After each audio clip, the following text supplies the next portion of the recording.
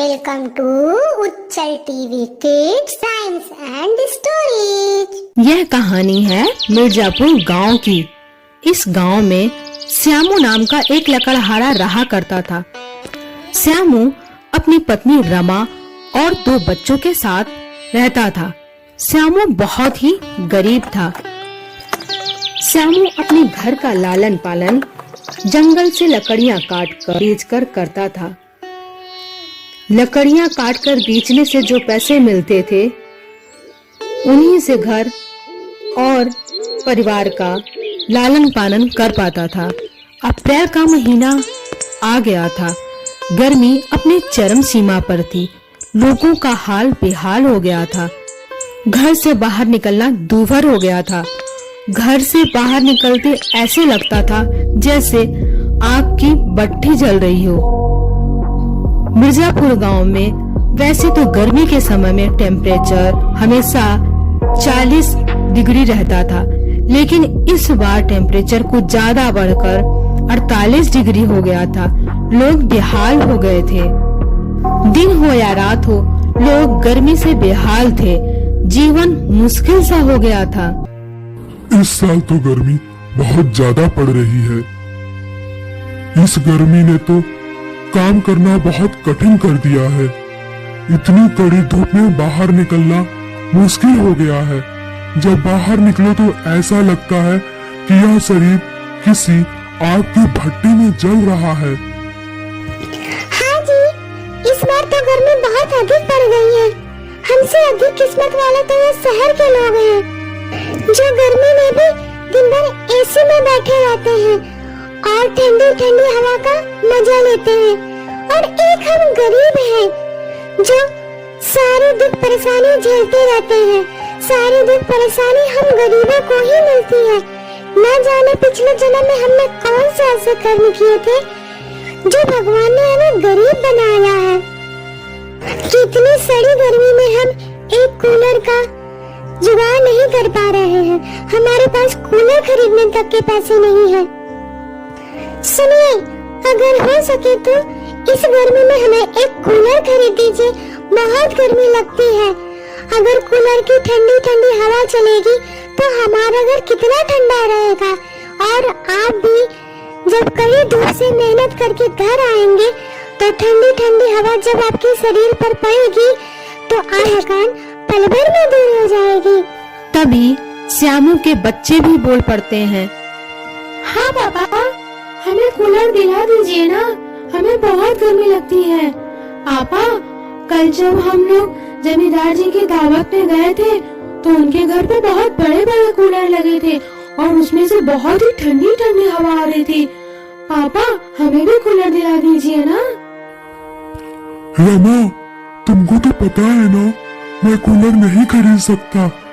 लकड़ी काट कर बेचने के बाद जितने पैसे मिलते हैं उससे सिर्फ हम घर खर्चे ही चला पाते हैं। कूलर बहुत महंगा आता होगा। हमारे गांव में तो कूलर केवल जमींदार जी के पास और गांव में रहने वाले कुछ अमीर लोगों के पास ही है।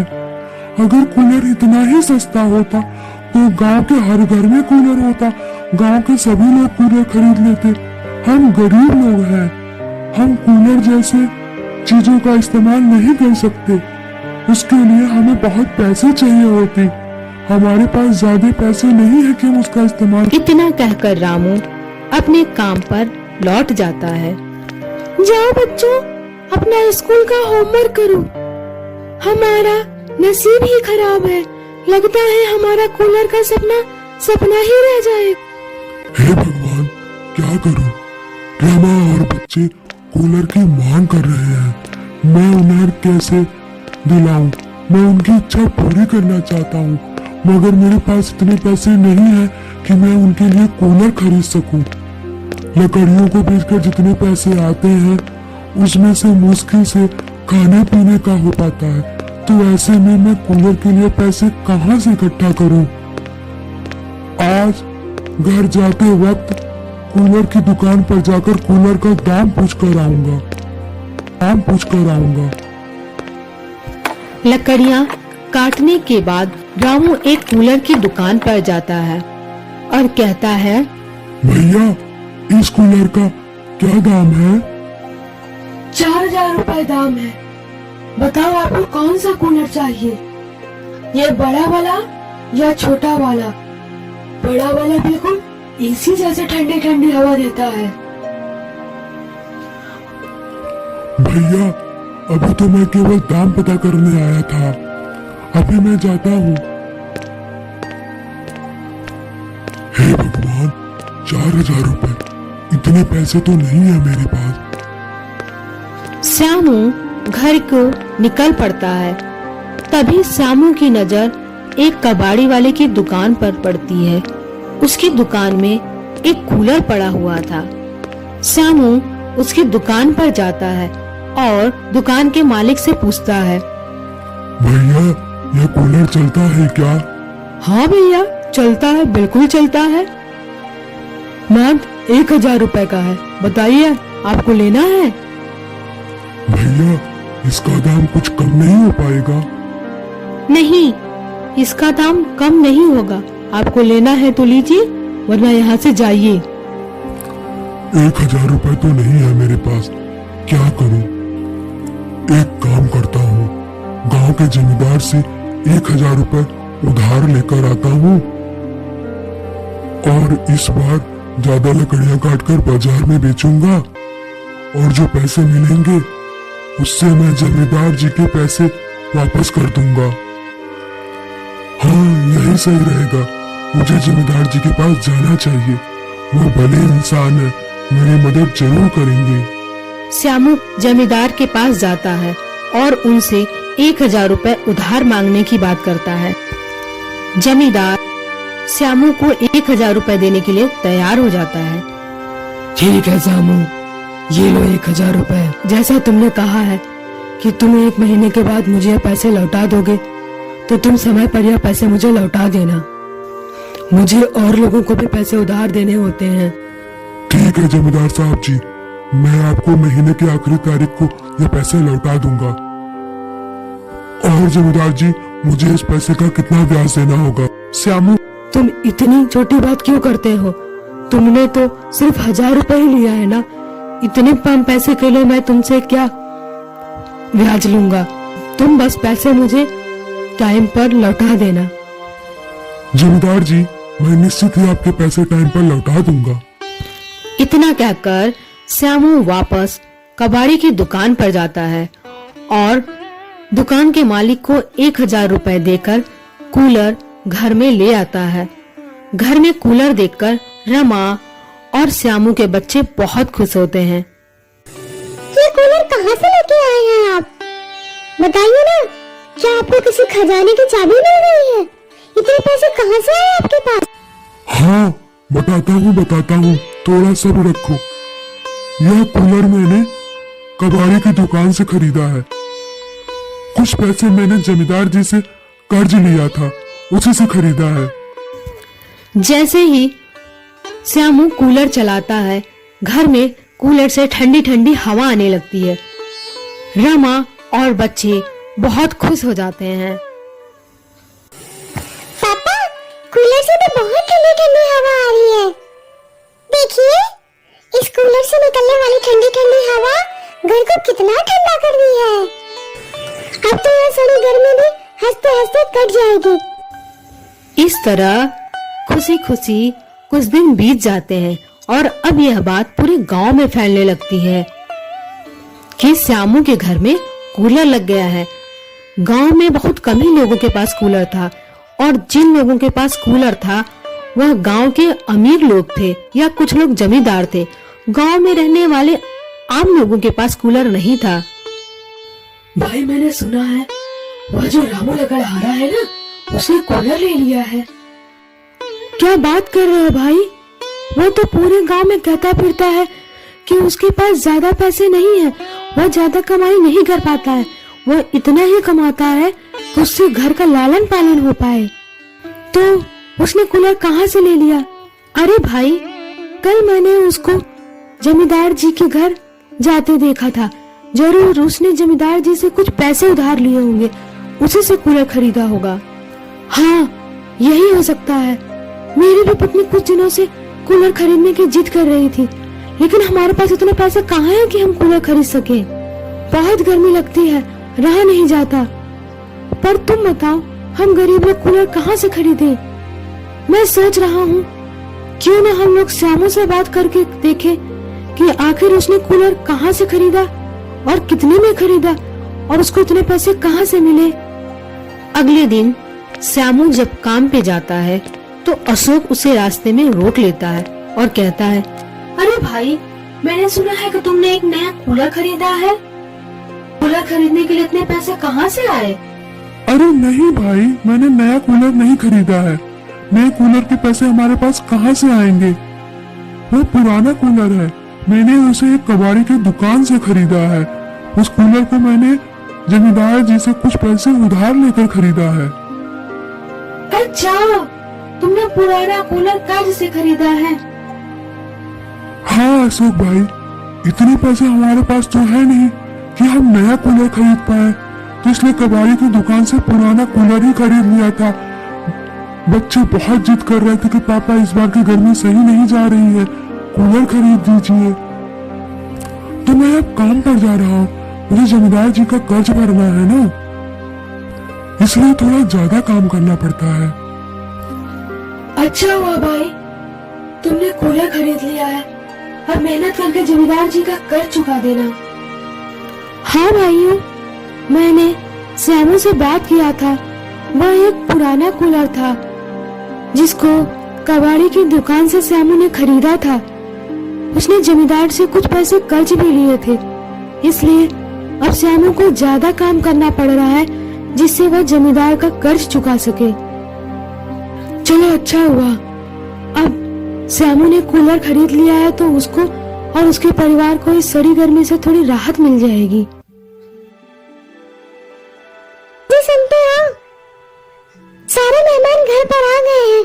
कितनी ज्यादा सड़ी गर्मी है, तुमको पता है ना। और हमारे घर में एक कूलर नहीं है। इतने सारे लोगों की होने की वजह से हमारे घर में इतनी गर्मी बढ़ गई है। जाइए कहीं न कहीं से किसी कूलर का बंदोबस्त करिए। सुनीता, तुमको तो पता है ना अभी शादी में कितना अधिक खर्च हो गया है। इसके बाद मैं कूलर का बंदोबस्त कहाँ से करूँ? इतनी मेहनत से पाई पाई जोड़कर आज मैं बिटिया का ब्याह कर पा रहा हूँ। अगर सारे पैसे कूलर खरीदने में ही लगा देंगे तो बिटिया का ब्याह कैसे करेंगे? उसकी विदाई भी तो करनी है। मैं ये सब कुछ नहीं जानती, बस आप कहीं से भी कूलर का बंदोबस्त करिए। बिटिया के ससुराल वाले भी आते ही होंगे, वो क्या कहेंगे कि इनके घर में कूलर भी नहीं है, तो वो लोग क्या सोचेंगे हमारे बारे में। जी बस आप कहीं न कहीं से कूलर का जुगाड़ कर दीजिए। तभी दुखिया का ध्यान गांव वाले लोगों की